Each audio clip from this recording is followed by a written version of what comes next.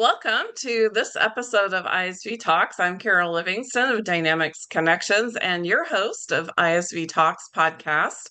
And on this episode, we have Daniel and JJ from Flowgear. Welcome, guys. Thanks for having us. Hey, Carol. Hey, well, can you both tell us a little bit about yourselves and how long you've been with the company? Yeah, I'm Daniel Chilcott. I'm co-founder at Flowgear. I'm one of those nerds who grew up coding. I got into a tech support job as my first role. That business started a software role, started writing CRM as part of that, and then realized that every time we shipped that product, what our customers really needed was to be able to integrate the CRM into their other products. And that's kind of where the idea for creating an integration platform came from, and the company that eventually became Flowgear, which we started in 2010, and we've both been involved since the beginning. Great. And JJ, introduce yourself. I'm JJ Milner, Daniel's co-founder. Okay. Also a bit of an IT geek. Started when I was 17. I'm 52 now, so showing a little bit of gray. Been in the industry since it actually started in a garage. Great. Well, Daniel, you want to tell us a little bit about how the company started? I think you kind of started talking about that, but go ahead and give us a little bit of the company history. Yeah, I mean, so I was seeing that every time we try to take our product to a customer, they needed to integrate it. And so, didn't really know a lot around enterprise services buses from, back in the day, but built some on-premise tooling that would allow integration between different systems. We did a few CRMs, a few ERPs, and that was in a predecessor business that I started around 2007. And actually, JJ, through his other business, became a customer of ours.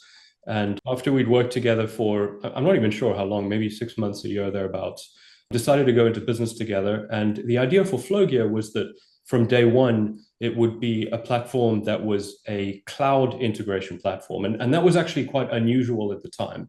A lot of software was starting to move to cloud versions, obviously Salesforce in 99 being the first such product. And so many industries or categories of software were starting to move across that way, but it hadn't really happened for integration yet. And I think I'd love to claim that we had some special foresight, but it was just super fortuitous timing. And around that time, our industry was starting to do the same thing. And in fact, in the early years, we often had to justify to customers why they would want a cloud platform to integrate when a lot of the endpoints were still on premise back then. And needless to say, that changed pretty quickly. Yeah. I bet. Well, you were a visionary at the beginning, it sounds like. So, tell us what's the basic description of your products for Dynamics and kind of what are your unique features? JJ, do you want to take that question? Yeah, so I mean, there are a lot of options you have when you need to integrate more than one system. Of course, you can hand code, and that comes with its own challenges, or you can use some kind of integration or import-export tool normally is what you find from a specific vendor. But the challenges of ERP systems and CRM systems is they really go to the heart of companies. And every business is unique. The CRM and the Dynamics products, there's the 80/20 principle. There's a whole lot of components that are common to multiple customers. And that's why they choose a product like Dynamics. But then they need to connect that into the rest of their business, and they'll have a whole myriad of systems. And so Flowgear's unique advantage is, number one, that it has a really, really rich ecosystem of connectors, over 250 connectors to the various platforms that companies would need. And then because it's been around as long as it has, and because it actually originated in South Africa at a time when bandwidth was a problem, we've developed a very rich capability called a drop point, which allows us to reach into on-premise systems that were never developed with cloud and integration in mind, potentially non-internet routable, and whether that be a warehouse system or an asset management system or a ticketing system or an HR system. It could be flat files. This really allows you to get the most out of your Dynamics platform because it doesn't matter where the data sits, whether it's on-prem, whether there's an API, whether there's an SDK, or whether it's a native cloud application. Yeah. And what other products are you compatible with? I know you mentioned Dynamics, but 250 connectors. There's probably a lot of ERPs that you connect with. Yeah, I mean, you name it. Yeah. So, all the usual ERP players. Our objective, and I think this is pretty important as a differentiation, is, a lot of vendors have integration capability baked in. but it never serves their purpose to integrate into a competitive platform. Whereas because we're an independent vendor, it suits us to have competing platforms in every category, and that kind of best serves the customer's interest. We have a lot of customers who are using different ERPs across different businesses that they own, for example. Right. So it's important that you can Yeah. consolidate that. But of course, we're much broader than just ERP. So virtually every software category, whether it's CRM, HR, warehouse management, and so on. And we also have what we call technology connectors that deal with open standards and services. So if you need to get to a database, a file system, FTP, an API, whether it's Graph or REST, you've got generic connectors at your disposal for all of those as well. In addition, we have an SDK. So folks who have a software proficiency are also able to build connectors and can often forklift investment that they have. So connectors that they've already built as hand-coded connectors, relatively easy to forklift those as reusable connectors in the platform for their own internal use as well. Nice. Yeah, and it sounds interesting because are there any particular industries that need these connectors that you work with or specialize in? Yeah, I mean, from where we're standing, every business has this problem. So, we have customers across all verticals, but I guess there's some common themes. So we have a lot of customers in the technology industry, MSPs, for example, telcos, SaaS vendors. In financial services, we work with a number of credit unions. We have several insurance customers, a good spread in things like manufacturing, retail distribution. So quite diverse, but they all share similar issues. And while there might be quite a spread of different integrations, many of them either start or end with the ERP. So anytime data needs to move across different systems, and that's kind of with respect to internally in the organization. And then another key aspect is the ability to integrate, up to suppliers or down to customers or perhaps to partners. And the advantage is that you can do that in a mode that suits your organization or suits your supplier or customer. So, on the one hand, if your supplier mandates that you engage with them using files over FTP, the platform can do that. It has the connectors. On the other, if you want to be able to offer an API for billing purposes to your partners, you can actually use Flowgear to create that API and then allocate access to that to your partners so that they can in turn consume that. So it's kind of all things to everyone, and it allows you to interact with third parties in whatever way is appropriate for that business relationship. Okay. Still going to kind of come back to that question. Are there some industries that you do specialize in or that you see a lot of business with? I think probably the one would be technology businesses. Okay. While the key kind of aspect of our vision is to reduce unnecessary complexity in the integration, there's a lot of complexity that we want to abstract away. I think we still also resonate with SaaS vendors because they often feel this pain. They often want to make integration available to their customers in a way that's repeatable. And so we tend to resonate there where it's sort of grudge work. And so anything that they can do to make that easier and scalable is a big advantage for them. Great. No one really hugs their integration engineer.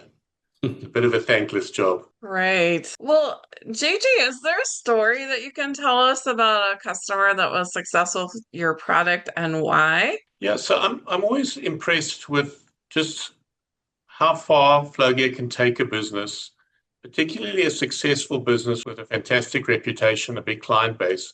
One often thinks that these businesses have done everything that they could possibly do. And one of the ones that comes to mind is a company called Core Group. They distribute Apple in South Africa. So if there's an Apple product that comes into the country, imagine the volumes associated with that.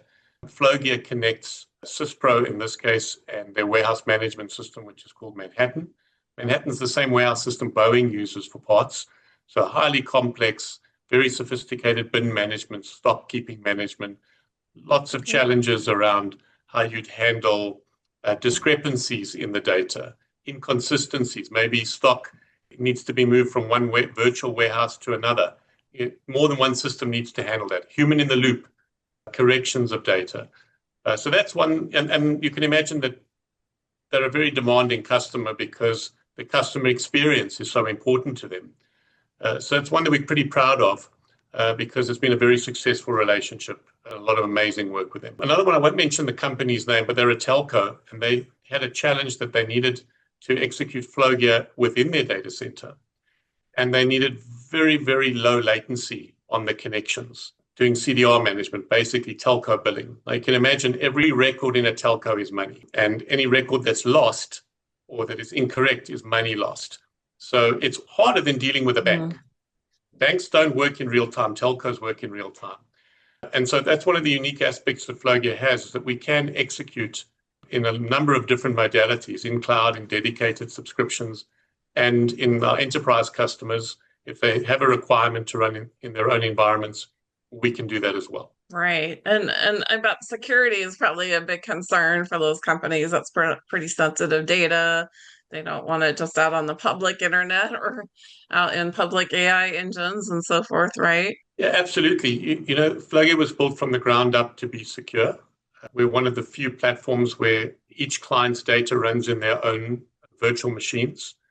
So while it's a cloud service, you consume it and it feels like a shared service. We're not sharing memory, we're not sharing disk space, and for further isolation, even in their own subscriptions, at the enterprise level. Okay, nice. So maybe both of you can kind of tell me a little bit about what's kind of in the future and what are some of the new things you're looking to introduce to your clients as they move to the cloud or just to add new value to the product. So our value is around thinking about what's the maximum amount of work that we can take away when you're trying to build an integration so that you're just left with the absolute essentials to make it functional. So we try and abstract as much as we possibly can.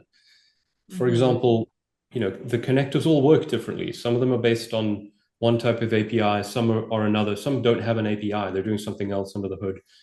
That's part of the complexity that we're abstracting. Similarly, it's one thing to create a workflow and have it run the first time, but when you need to evolve it over time, you need to be careful that you're not shipping something that's broken into production. You need a control process to make sure it got reviewed and approved before it's shipped into prod. Those are what we call our governance controls. And again, that's part of what the platform manages. Now, when AI hit a couple of years back, within a very short period of time, the whole team was using things like ChatGPT to bang out pieces of script and start to work on coding. But then 18 months ago, when agentic AI hits, this is a completely new way of working. And so we're immediately evaluating how do we take what's working here in our software development practice and apply it to integration. And it turns out that it's not that far removed. So if code is instructions to perform some task, well, the way that the workflows are described, what's actually behind them is a script, and that's a set of instructions that need to run to create that integration. And so we built agentic AI into the platform. It was released earlier this month, and it's proving very successful in a few areas. One is for new users. It means that you can go into the platform not understanding any of the mechanics of how you would visually build, not knowing which connectors are available, and use a short prompt to get you from 0 to 1. You can watch it build. And then secondly, for a seasoned user, they are able to prompt things very specifically in a way that is more succinct than creating those steps manually. So that's, so two scenarios where it's really just a huge advantage to use. But I think the key thing is in the word agentic itself, which is, among other things, what it means is that it's able to evaluate the result of something and then take a different route if it didn't work. And we realized that we could do that in Flowgear. So we're using AI to help you build a workflow. We kind of have the design on the screen, but then it's actually able to run the workflow and test the result of it. So it can see the logs, it can see the error message, and if something's wrong, it can iterate on it and fix it. And so much like we see in software development today, you have those kind of gains happening in the workflow design kind of build experience. And it's fun, but also saves a huge amount of grunt work. So we're pretty excited about that. And we think that that's something that's going to be a defining characteristic. It's something that the market is starting to expect as well, but really allows you to build much more competently and quickly than has been possible before. So we're excited about that capability, and that's something that we're continuing to strengthen through this year. That's amazing. Software that tests itself. Yeah, essentially. It goes a step further than that. There's a standard for AI called MCP, Model Context Protocol. which is a new version of APIs, effectively, that's designed for LLMs, for large language models. And the idea behind it is that you point your AI assistant, Claude, Codex, whatever it is, to an MCP server, and it's kind of self-describing. It tells the AI what methods are available, what resources are available, and how to use it. I imagine businesses have been with Flowgear now for 15, 16 years. They've got a rich set of APIs that connect to their business. And I don't know a CEO today who isn't looking at their board and having discussions and saying, well, how do I get to the forefront? How do I become relevant? How do I adopt AI? How do I do it responsibly? How do I do it safely? And Flowgear has the ability to take the existing APIs that a customer has today and represent them, instead of as an API, as an MCP service that you can point an LLM to. So for new workflows, Wow. that's obviously very exciting. But it also means that you can take systems that were never built for AI and AI enable them. And Flowgear will discover the structure of those services. Imagine taking an ERP that hasn't got the API hooks yet that you're looking for. Imagine having the permission sets and all the rules that sit within the ERP presented via their SDKs, and we've wrapped those connectors. And what we've done is we've almost got an integration to an integration layer, double adapter, as it were, that allows LLMs to speak to Flowgear without you having to necessarily rewrite them. They can benefit from rewriting because there's certain aspects of MCP that you want to take further. But this is incredibly powerful because it allows businesses to leverage their most prized asset, which is their data. And if you talk to any of the leaders in the market today, the real gold is private data. The LLMs don't know that, right? They were trained on public data. So if you have warehouse information, stock information on your customers, that's your competitive advantage. And now you can securely make that available without having to prototype and do all this sort of what I call AI pixie dust, right? And get into real AI work that's going to yield real results. That's amazing. Wow. And that's really going to help customers in the future be able to leverage their own data, right? And so that's pretty amazing. Any new trends, JJ, that you're seeing on the horizon? What are you seeing that maybe even others or the industry might be developing in the future? So one of the challenges with AI, as we all know, is hallucinations. And Dan already mentioned that Flowgear has the ability to test its results, and that's useful when building the workflows. But more importantly, from an integration perspective, you need the result of that integration to be the same every time, which is different to a hallucination, right? Both could be correct, but the information could be presented slightly differently. You can't have that when you're integrating transactions or when you're integrating CRM data and you need postal information to follow a certain format, etc. And so the trend that we're seeing is a greater appreciation of how you get the most out of AI, which is to use agentic decision making, but then, and that should be like maybe 20% of your process, and then to have the remaining 80% deterministic, 100% verifiable, runs at scale all the time. And so the trend now is to look for systems that can bridge those two worlds together. And I mentioned earlier on that Flowgear can take these hardened, battle-tested workflows that are already APIs and make them AI enabled, so you can now get the best of both worlds. And we're really excited to see how customers can adopt that trend, maybe point customers to the right data sources using AI, and then use their Flowgear workflows to deliver a consistent experience when it matters. Yeah, and so is this data they don't already have or know of that exists out there? Well, it would be a combination, right? So the deterministic data would be their data, their private data, the gold, and the agentic data would be a combination of whatever AI models were trained on. And that could include interfaces like voice, right? And video, not necessarily only text. Oh, yeah. So it's bridging those two worlds, right? Imagine a customer who's got a query.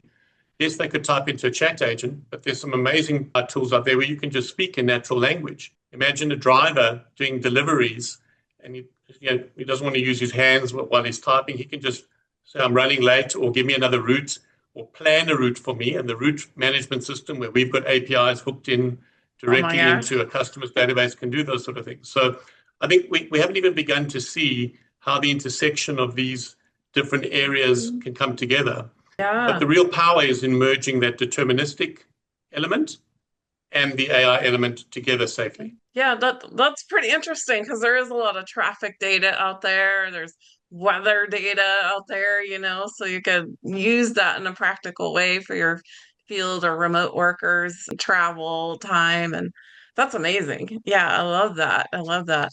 Any other thoughts, Daniel, on that topic of just any future trends that you see? Yeah, I think everything that's happened in AI has really served to educate the market of what should be possible. And the disconnect is, well, there are several. I mean, security is a huge issue that needs to be dealt with, but there's a growing awareness of the types of problems that AI should be able to solve. And so customers are coming to us because there's this realization that this is the platform that should be able to do it for them. So there's a far greater understanding of just how broadly the platform can be deployed. Whereas, in prior years, we'd usually hear from folks because they had a very specific use case, help me connect A to B and B to C. But now it's much more pervasive. They're thinking about a way to connect everything in the business across all departments, across all systems, with all customers and so on. And part of this is the kind of paradox of plenty, where the more abundant or the cheaper something becomes, the more of it's consumed. And so, previously where there was probably a much higher cost to building any single integration. And if you can now do that in a fraction of the time, it just means you're going to get more done. And all of those kind of efficiency gains have a significant cumulative advantage. And I think business is realizing that.